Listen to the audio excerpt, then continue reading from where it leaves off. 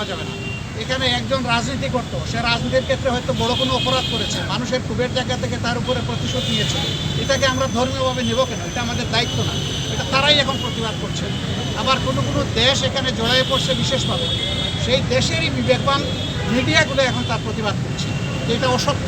যেভাবে বাংলাদেশের ব্যাপারে পরিবেশ তৈরি করা হচ্ছে, ভীতি সৃষ্টি করা হচ্ছে, বাংলাদেশের পরিবেশ এমন নয়।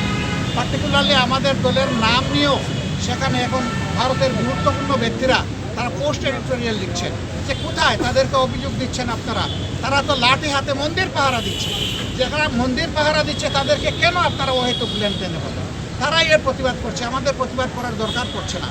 বিবিসির বিশ্লেষণ আপনারা দেখেছেন যে বিভিন্ন ফেক বিষয়গুলো তারা তুলে এনেছে তাদের মিডিয়ায়। বিবিসি তো আর বাংলাদেশের মিডিয়ার মতো আমরা বলতে পারবো না যে কারো দ্বারা চাপের মুখে পড়ে তারা এটা করেছে, আমরা তো তা বলতে পারবো না।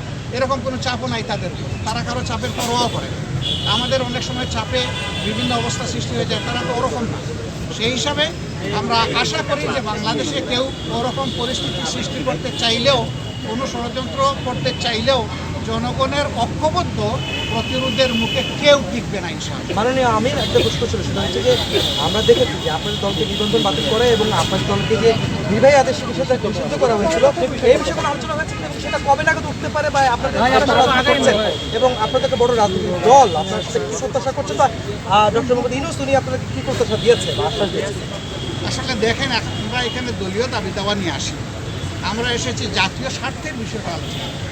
সেই জন্যে দলীয় বিষয়গুলো তো আছে, এগুলো থাকবে। আর বড় কথা হচ্ছে যে কেউ আমাদেরকে নিষিদ্ধ করে দিলই বলে আমরা নিষিদ্ধ হয়ে গেলাম, এটা আমরা মনে করি না। কারণ শেষের দিকে সরকার এমন অনেক ভুল কাজ করেছে যেটার মাসুল হয়তো এই দেশবাসীকে দিতে হবে, সরকারকে তো দিতেই হবে, এটার বুঝাই দেশবাসীকেও টানতে হবে। সেই রকমই একটা বিষয়। আন্দোলন যখন তুঙ্গে, তখন আন্দোলনকে ডাইভার্ট করার জন্য জামাতে ইসলামীকে হঠাৎ করে নিষিদ্ধ ঘোষণা করে দেওয়া হয়। এটা সারা জাতি মতলব বুঝে, জাতি এটা গ্রহণ করে নাই বলেই আলহামদুলিল্লাহ রাষ্ট্রের সকল গুরুত্বপূর্ণ স্তরে এখন জামাতে ইসলামী সহযোগিতা করে যাচ্ছে এবং রাষ্ট্র আমাদেরকে অনুরূপ করছে। আমরা এটাকেই যথেষ্ট বৈধতা মনে করি, এর থেকে বড় বৈধতার আমাদের প্রয়োজন। রাষ্ট্রীয় পরিচালনার ক্ষেত্রে আপনারা কোনো পরামর্শ দিয়েছেন কিনা, কোন জিনিসগুলোকে বেশি প্রাধান্য দেওয়া উচিত? আমরা আমাদের সঙ্গত জায়গা থেকে যেটা বুঝি সব দিয়েছি। সহযোগিতা রাষ্ট্র দিয়েছে, অবশ্যই আমরা সহযোগিতা।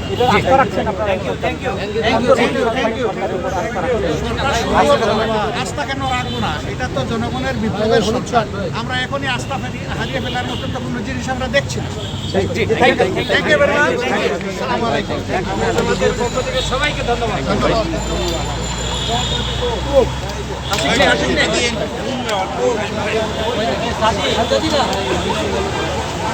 ধন্যবাদ।